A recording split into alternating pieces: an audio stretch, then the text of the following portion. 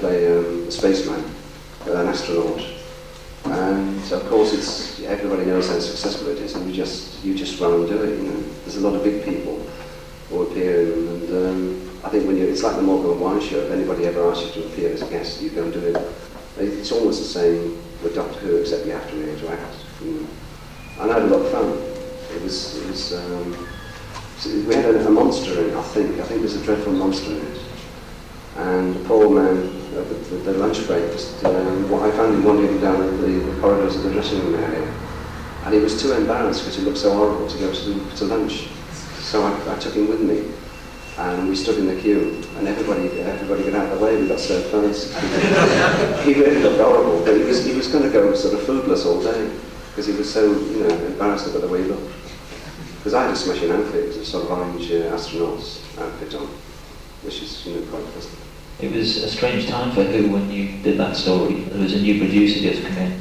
Tom Baker was on the verge of leaving. He was about to marry Laura. Tom Baker's always been on the verge of leaving. He's not on anybody's wavelength, I don't think. Did you notice any particular feeling amongst the producers or the cast that something was going on? No, there was a lot of mayhem in the studio. I mean, we rehearsed in a church hall, and the floor's mapped out with string and tapes. There's a door and this, that and the other. And we played this long scene with this. I played this long scene with this actor. And when we did lift off and all sorts of taking off the spacecraft and everything, and I was having a conversation with him over my shoulder. But when we got to the studio, the spacecraft we were in, the guy was 8 feet below me, and there's no way we could talk to each other. Because A, because of the noise, and B, there was no eye line. I couldn't see him, he couldn't see me. And we had a great scene worked out. It was very funny, because the captain's going bonkers. And I keep talking to this fella, he keeps popping his head up, you see, and he keeps ducking down over his monitor, whatever he's doing on the takeoff. And the captain keeps looking at me as though I'm talking to myself, because every time he turned around, it was all rigged. The guy's gone down again, so he can't see anybody I'm talking to.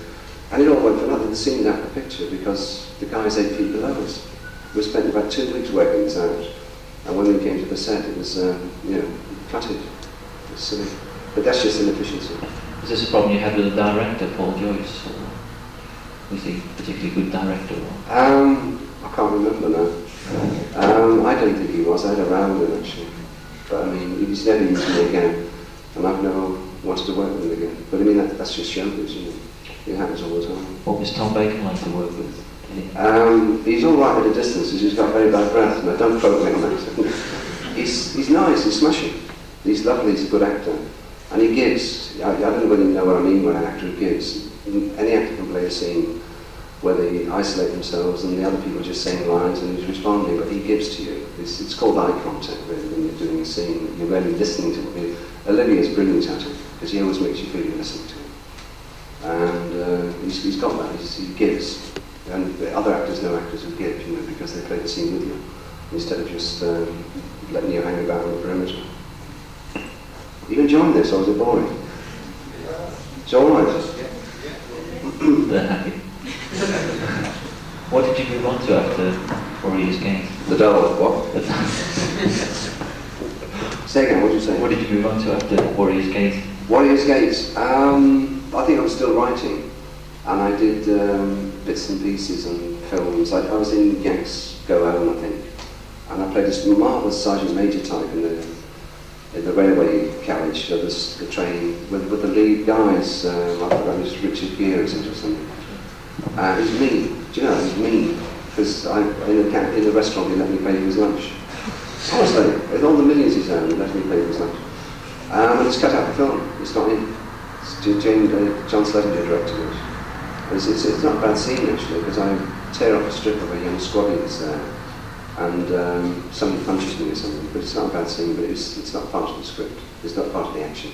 It was cut out because of time, So although I was in it, I wasn't in it. With a science fiction background that you had, and a vested interest in science fiction, have you ever thought about writing a science fiction story? Yeah, I wrote mostly comedy. I had an idea for a science fiction thing which was based on a little girl, which Lucy will be interested in, where she's looking at her daddy. It was about a brownie, little girl in the brownies whose father's a drunk, and she goes running out the house because she's distressed, and this little space creature lands. This is long before E.T., long before it, and it crashed, and this little thing, and this wolf's going to eat it, or the fox is going to eat it. And she throws a stone at the fox and drives it away, and this little creature is marvellous because it can just take any form it wants. And it's so weak, and all it does is eat cinders. That's its fuel. It gets life from cinders. And it was going to be called Clinker, the story. And it's marvellous because she disguised it by putting it into a teddy bear, and that's where it lived, in a teddy bear. And the teddy bear is a universal sort of, friendly symbol. And then, would you believe they did this boring bloody E.T. thing, And it was in book form. It was almost going to the publishers. And mine rode a bike as well. And my little thing had a headlight, it lit the way for the kid. And he could answer all the questions in school, but she kept it in her school desk.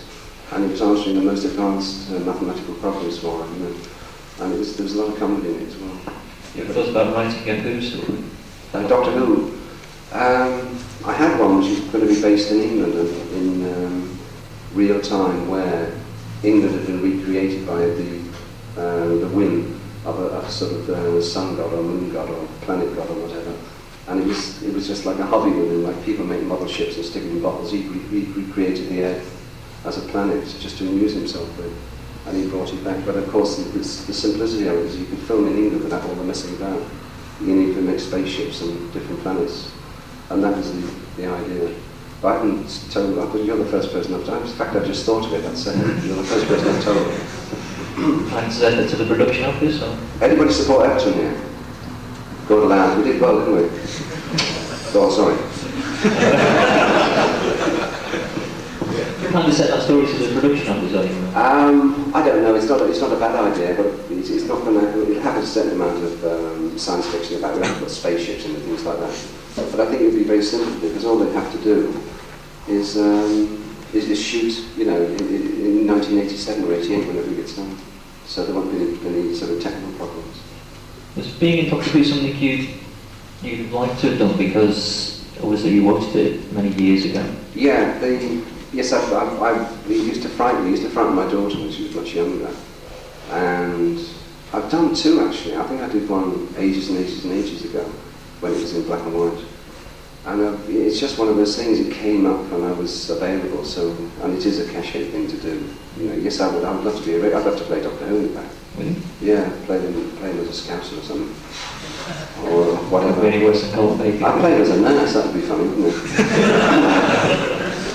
You tell me before you actually knew William Hartnell quite well. Yes, I did. He was my agent's father-in-law, and Willie was marvellous. He was marvellous to work with.